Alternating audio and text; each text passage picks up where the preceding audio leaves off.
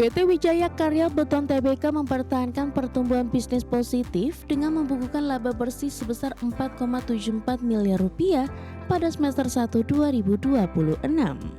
Perolehan laba emiten berkode saham WTON ini tumbuh 9,14% secara tahunan.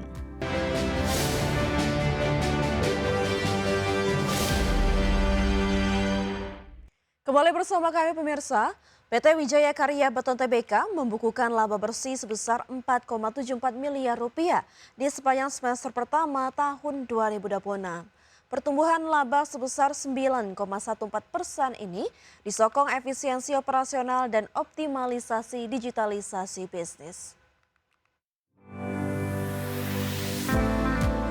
PT Wijaya Karya Beton Tbk mempertahankan pertumbuhan bisnis positif dengan membukukan laba bersih sebesar Rp4,74 miliar pada semester 1 2026. Perolehan laba emiten berkode saham WTON ini tumbuh 9,14% secara tahunan.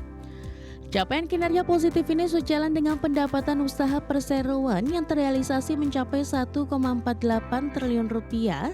Pertumbuhan operasional tersebut dicapai melalui langkah strategis divestasi aset non-produktif serta efisiensi sistem berbasis enterprise resource planning. Kondisi neraca dan struktur permodalan perseroan tercatat semakin sehat dan terjaga dengan tingkat likuiditas yang sangat memadai. Tingkat likuiditas perseroan tercermin dari rasio lancar atau current ratio yang mencapai posisi 130,95%. Selain itu, rasio utang terhadap ekuitas atau debt to equity ratio berhasil ditekan menjadi 71,52% dari posisi sebelumnya 81,75%. Penurunan rasio utang ini menunjukkan posisi permodalan perseroan yang semakin kuat serta mengurangi ketergantungan pada pendanaan berbasis utang. Segmen produk putar menjadi kontributor terbesar pendapatan perseroan dengan porsi mencapai 47,91% sepanjang semester pertama.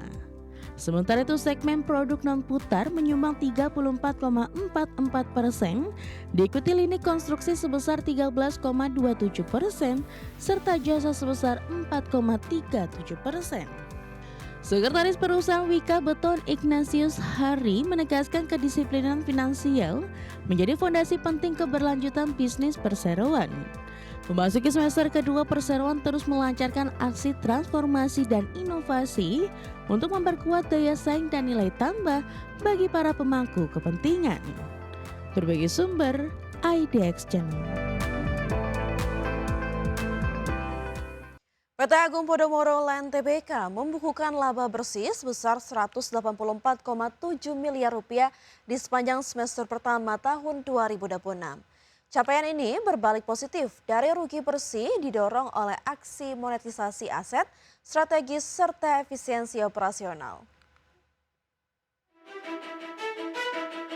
PT Agung Podomoro Land Tbk mencatatkan pemulihan kinerja keuangan yang signifikan sepanjang semester 1 tahun 2026.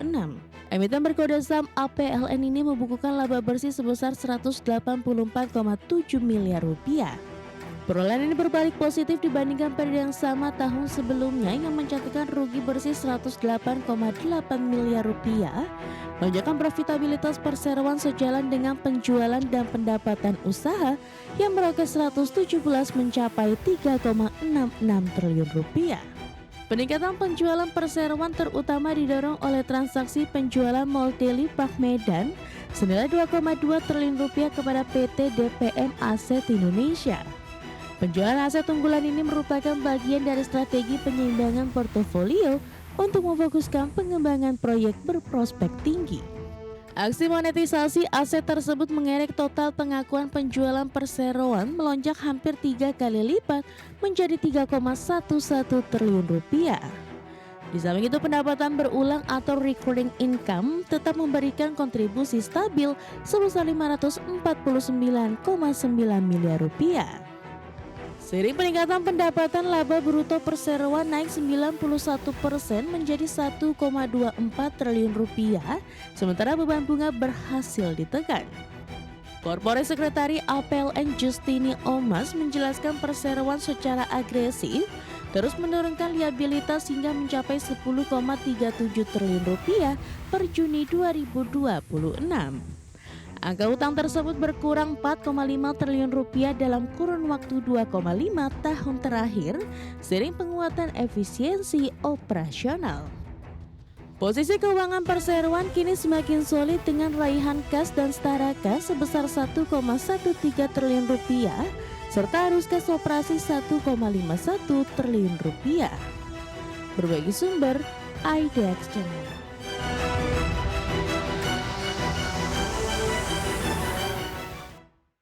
Pemirsa, selanjutnya mari kita simak pergerakan IHSG di penutupan pertama sesi pertama hari ini, di mana IHSG bergerak melemah di 0,03% ke level 6.234,29.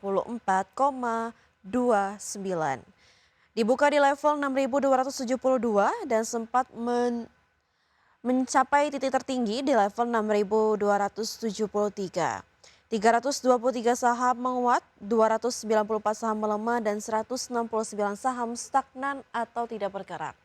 Dari top gainers pemirsa, atau saham-saham yang mengalami penguatan tertinggi, antara lain ada Aman Mineral yang menguat di 3,66%, Bumi menguat di 2,42%, Kota menguat di 12,93%, dan Dewa menguat di 2,17%.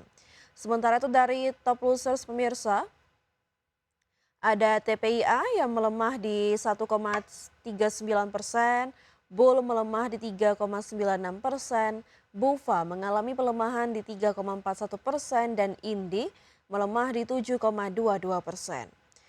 Dari pergerakan sektoral pemirsa, konsumsi non-primer menguat di 1,93%, konsumsi primer menguat juga di 0,65%. Sementara teknologi melemah di 1,33%, kesehatan juga melemah di 0,88%. Kita ke informasi pertama pemirsa, Presiden Prabowo Subianto mengajak Kamar Dagang dan Industri atau Kadin Indonesia untuk memperkuat sinergi dengan pemerintah. Presiden menyampaikan apresiasi atas komitmen dunia usaha yang sejak awal pemerintahannya menunjukkan kemauan untuk bekerja sama guna meningkatkan pertumbuhan ekonomi nasional. Presiden Prabowo meminta jajaran Kadin memperkuat peran dunia usaha dalam mengakselerasi pertumbuhan ekonomi nasional hingga 8%. Upaya tersebut bisa dicapai melalui penguatan ekonomi daerah, percepatan investasi, serta kolaborasi yang solid dengan pemerintah. Prabowo menegaskan pentingnya dukungan dunia usaha terhadap berbagai program prioritas pemerintah, mulai dari swasembada pangan, ketahanan energi, hilirisasi industri, hingga percepatan investasi.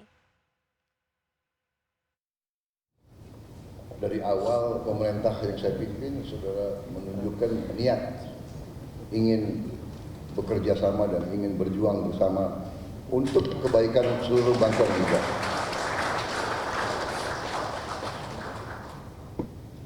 Pembangunan bangsa adalah usaha besar, di mana untuk awalnya memang, bukan awalnya, dasar sebetulnya adalah masalah yang paling krusial adalah masalah ekonomi. Masalah perut adalah ekonomi. Paling dasar, Anda sudah tahu, kalau saya bicara